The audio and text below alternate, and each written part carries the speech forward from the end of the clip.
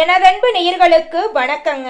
பாவத்துல சின்ன பாவம், பெரிய பாவம், சிறியவர்களுக்கு செஞ்ச பாவம், பெரியவர்களுக்கு செஞ்ச பாவம், ஆண் பாவம், பெண் பாவம் அப்படின்னு பாவத்துக்கு பாகுபாடெல்லாம் கிடையாதுங்க. பாவனா நாம ஒண்ணு செஞ்சுட்டாலே அதற்கான கர்மாவை நாம அனுபவிச்சுதான் ஆகணுங்க. ஆனா இந்த பாவங்களை தீர்க்கவே முடியாத பாவம் இல்ல, பரிகாரமும் செய்ய முடியாத பாவம்னு பார்த்தா பெண்களுக்கு இழைக்கப்படும் கொடுமைகள் தான் ஒரு பெண்ணை உடல் அளவிலோ இல்ல மன அளவிலோ துன்பப்படுத்தினாலோ இல்ல அவங்களுக்கு பிடிக்காத விஷயங்களை வற்புறுத்தினாலோ இல்ல பெண்களுக்கு செய்யும் துரோகம், ஏமாற்றம் எதுவா இருந்தாலும் பெண் பாவம் கொள்ளாததுங்க. பெண்களுக்கு பாவம் செய்ய நேரம் இருந்தா அதற்கான கர்மாவை அனுபவிக்க தயாராயிரணுங்க. அப்படி பெண்களுக்கு பாவம் செஞ்சா அந்த பெண் பாவம் என்ன செய்யும் அப்படிங்கறதான் ஒரு புராண கதை மூலம் இன்னைக்கு நாம தெரிஞ்சுக்க போறோங்க.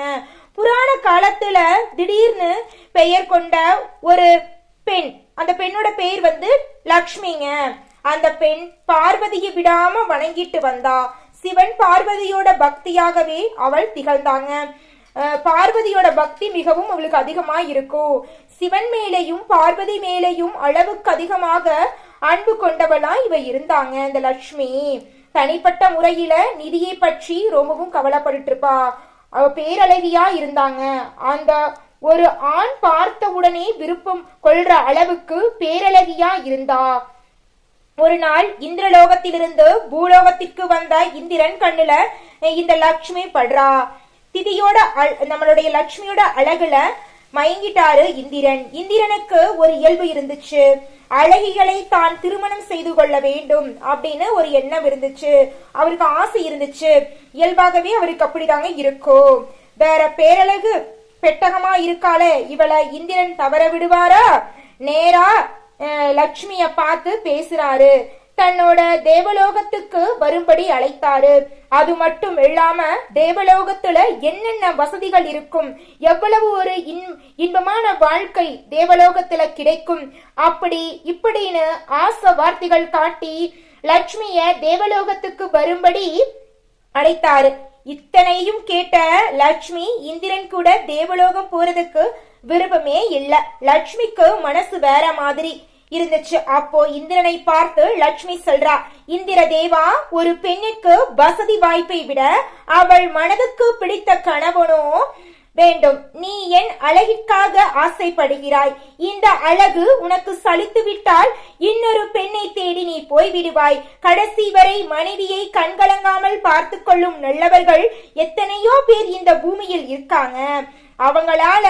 அவங்கள ஒருத்தரைத்தான் என் கணவனா நான் அடையணும், நான் விரும்புற, நீங்க சென்று விடுங்க அப்படின்னு தேவலோகம் வர்றதுக்கு விருப்பம் இல்லைன்னு மறுப்பு தெரிவிக்கிறா லட்சுமி.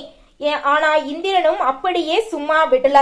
இன்னும் நிறைய ஆசை வார்த்தைகளை சொல்லி பாக்குறாரு, வற்புறுத்தி பாக்குறாரு, மிரட்டையும் பாக்குறாரு. ஆனா எதுக்குமே லட்சுமி மசியிலைங்க.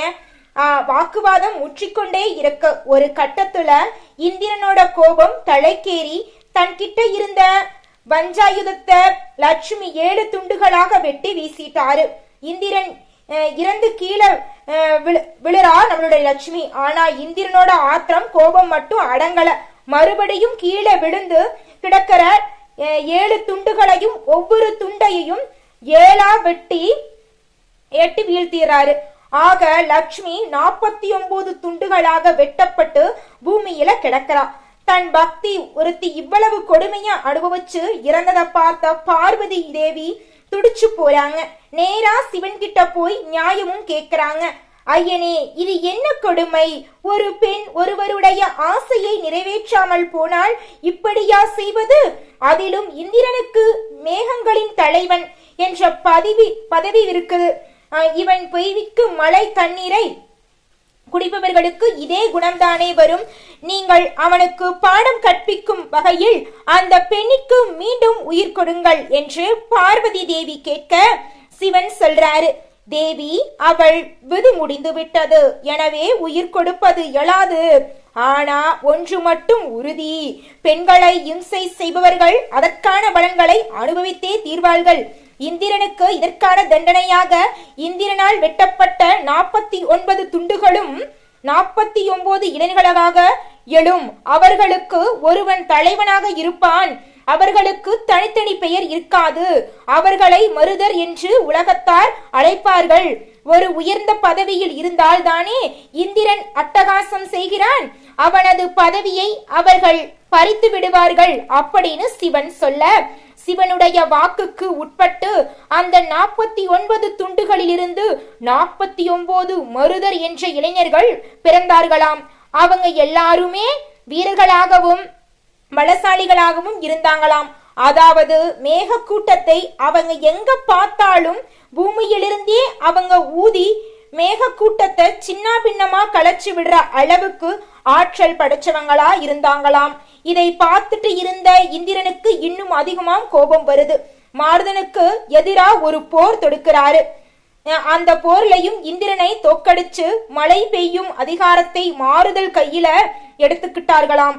தன்னோட பதவியை கூட மறுத்தார். மாருதர்கிட்ட இழந்த இந்திரன் தனக்குன்னு யாருமே இல்லாம தனிமையில நின்னுகிட்டு இருந்தானாம். ஒரு பெண்ணுக்கு ஒரு சபத்தத்துல ஒரு நொடியில செஞ்ச பாவம் அவனோட வாழ்க்கையே அழிச்சு அவர் பதவியை இழக்க ஒண்ணுமே இல்லாம செஞ்சிருச்சு. பெண் பாவம் செய்யும் போது கவனமா இருந்துக்கணும். பெண் பாவம் செஞ்சா நம்ம ரொம்பவும் கஷ்டத்தை அனுபவிக்கணுங்க. காதலோட உங்களை நான் சிந்திக்கிறேன். நன்றி, வணக்கம்.